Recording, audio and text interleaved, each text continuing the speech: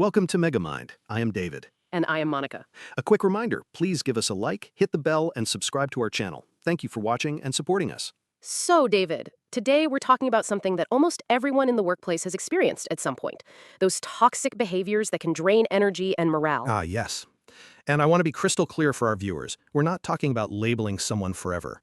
We're talking about behaviors that anyone can slip into and how to deal with them constructively. Right. Sometimes we've even been that person without realizing it. Exactly.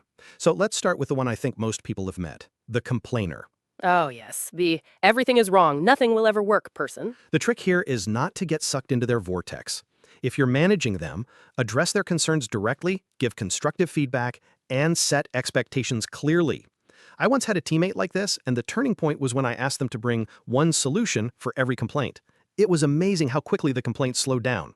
That's actually a great exercise for anyone watching. If you catch yourself complaining, pair it with a possible fix. It shifts your mindset. Now, the opposite extreme, the slacker. This is the person who does just enough to keep their job, but never enough to really contribute. Yep. You manage this by keeping a close eye on performance, setting measurable goals, and making sure there's accountability. I once worked with someone who always disappeared during busy times until we started having short daily check-ins. Suddenly, they were much more engaged. It's like when you know the teacher might call on you, you stay ready. Exactly. Next up, the bully. This one's serious. Very. They use intimidation or harassment to get their way. Leaders need to have a zero-tolerance policy, act immediately, and make sure everyone knows respectful communication is the standard. And for our viewers, note this down. If you're in HR or a leadership role, schedule a policy review this month. Don't wait until there's a problem. Absolutely. Prevention is far better than firefighting later. No, the gossip. Oh, the rumor mill operator. They spread stories, often without facts, and stir conflict. To manage that, you promote transparency, discourage gossip, and address rumors before they spread. I once stopped gossip in its tracks by calling a quick meeting to clear up the facts. People appreciated the clarity. And here's a personal tip. If someone starts with, "Don't tell anyone I told you this," that's your cue to politely bow out. Then we've got the know-it-all. The person who thinks they've got the only correct answer and shoots down everyone else's ideas. Yep, best fix is encouraging collaboration and making it normal for different perspectives to be heard. And if you think you might be that person, try this. Ask at least 2 questions before offering your opinion in the next meeting. You'll be surprised how much you learn. The credit thief is next. They take credit for others' work.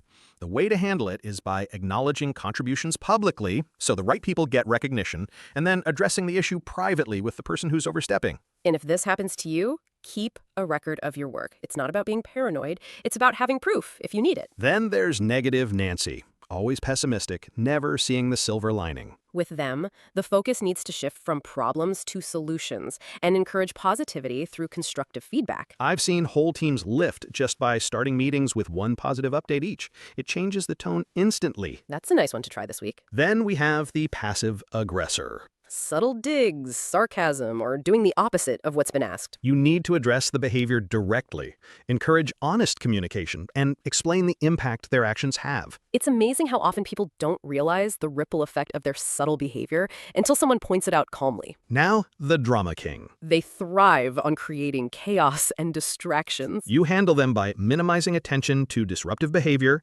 setting clear boundaries, and keeping the focus on the work. Sometimes not giving the drama oxygen is the best approach. Finally, the resistor.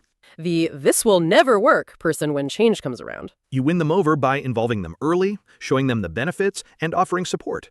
Sometimes resistance is just fear in disguise. Remember to subscribe. Thank you. So, Monica, if you had to pick one of these that's most damaging to team morale, what would you choose? For me, it's the bully. It can poison an entire culture if not addressed. I'd agree, but I think passive-aggressive behavior is sneaky and just as damaging over time. True. And for our viewers, think about which one you've encountered most often and jot down how you might handle it differently after today. Drop your comments below and subscribe to our channel. David and Monica are personas we use to make our content more engaging and relatable. We're not affiliated with any organization or product mentioned. Our discussions are just for inspiration and entertainment, not professional advice. Always think for yourself, take what works for you, and make your own decisions. See you next time. See you next time.